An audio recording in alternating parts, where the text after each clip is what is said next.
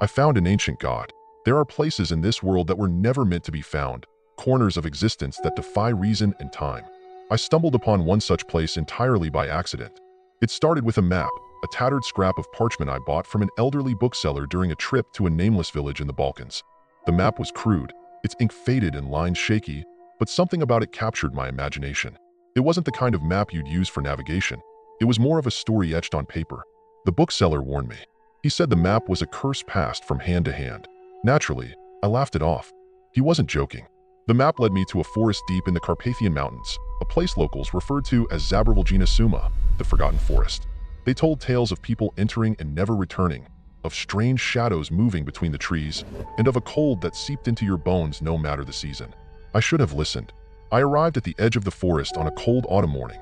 Mist clung to the ground like a living thing, and the towering pines loomed above, their branches interlocked like a skeletal canopy.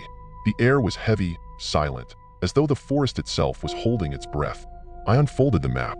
The path was marked with cryptic symbols and a single word scrawled in the corner: Foki. Wolves. At first, the journey was uneventful.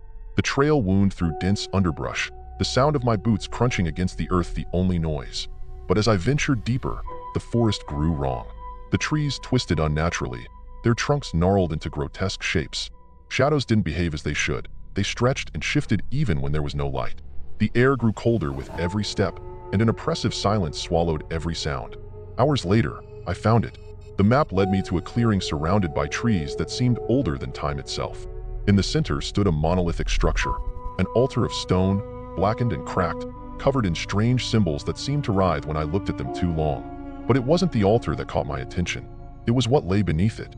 The ground before the altar had collapsed, revealing a massive cavern below. A rope ladder, ancient and frayed, dangled into the abyss. Against all common sense, I descended. The air grew colder with every rung. My flashlight barely pierced the suffocating darkness, illuminating jagged walls etched with carvings that defied logic. The symbols were older than anything I'd seen, predating language itself, yet they seemed alive, their meanings pressing against my mind. At the bottom of the cavern, the air was so thick and cold it felt like breathing through ice. That's when I saw it. It wasn't a god, not in the way we think of gods. It had no form, no face, no shape I could describe. It was a presence, vast and incomprehensible, filling the cavern like a storm frozen in time. I felt its gaze before I saw anything. A pressure, heavy and invasive, pressed into my mind. My thoughts weren't my own anymore. They were drowning in its voice, a chorus of whispers that spoke in a language I couldn't understand but instinctively knew. And then, it spoke. You have come. The door is open. I tried to back away, but my legs wouldn't move. You are the key. The world above. It has forgotten me. But you will remember. You will bring me back. I don't know how long I was down there. Time meant nothing in that place. When I finally stumbled back to the surface, the forest was different. The air was heavier, the shadows deeper. It was as if the world itself was holding its breath. I ran. I don't remember how I found my way out, but when I did, I collapsed on the forest's edge, gasping for air. The villagers were waiting. They stared at me in silence, their faces pale and eyes wide with a mixture of fear and pity. The bookseller was among them. He handed me a piece of paper, a note written in trembling script. It has chosen you. That night, the dreams began. In them, I stood before the altar, the presence towering over me like a storm. It showed me visions of cities crumbling, oceans boiling, and skies tearing apart. It whispered promises of power, immortality, and knowledge. All it wanted in return was to be freed. Now, weeks later, I can't tell where the dreams end and reality begins.